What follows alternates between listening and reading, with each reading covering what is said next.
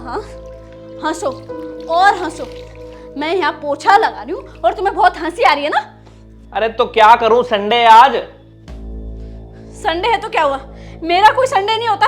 मैं कोई छुट्टी नहीं ले सकती घर में। मैं यहाँ पे झाड़ू लगा रही हूँ, पोछा लगा रही हूँ, काम कर रही हूँ और तुम फोन देके हंसे जा रहे हो। यार दिव्या, तुम्हें क्या लगता है मैं कोई काम धंधा नहीं करता हूँ क्या?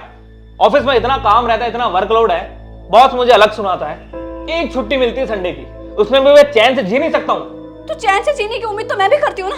मुझे भी तो छुट्टी चाहिए। मेरा संडे कभी होता ही नहीं है। कभी मैं घर की सफाई करूँ, कभी मार्केट जाऊँ, कभी तुम्हारे लिए खाना बनाऊँ, कभी तुम्हारे कपड़े धोऊं। मेरी छुट्टी कब आएगी?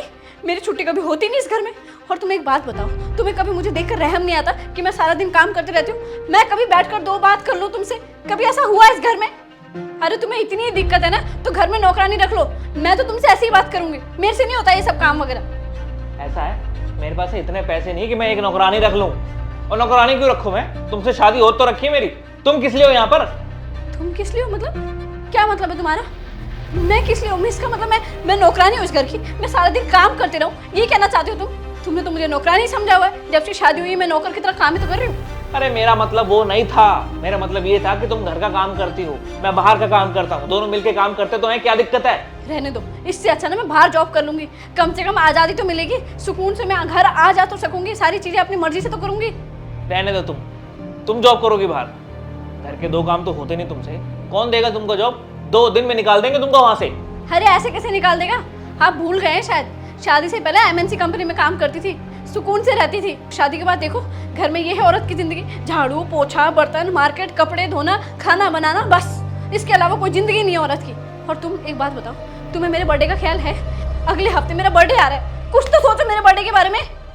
अरे यार तो बनाएंगे ना बर्थडे। किसने मना किया तेरा बर्थडे नहीं मनाएंगे हम? तुमने मना लिया मेरा बर्थडे, मुझे पता है। उस दिन भी तुम काम पे चले जाओगे, फिर शाम को आओगे और तब तक तुम्हारे दोस्त आ जाएंगे। तब भी मैं किचन में तुम लोगों के लिए खाना ही बना रही होंगी। उस दिन भी मेरी नौकरानी की जिंदगी। बना लिया मैंने अपना बर्थडे। अरे तो मेरी गलती क्या? तुम्हारा बर्थडे मंडे के दिन आता है तो?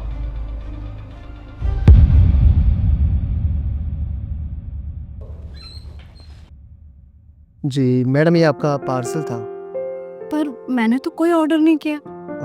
बट मैम, इस पे नाम तो ये लिखा है Divya Sharma and house number 752, यही कहीं दिखा रहा है। अच्छा भाई, कितने रुपए हुए इसके? एक्चुअली मैम, इसकी पेमेंट हो चुकी है। ठीक है, मैं चलता हूँ। ओके।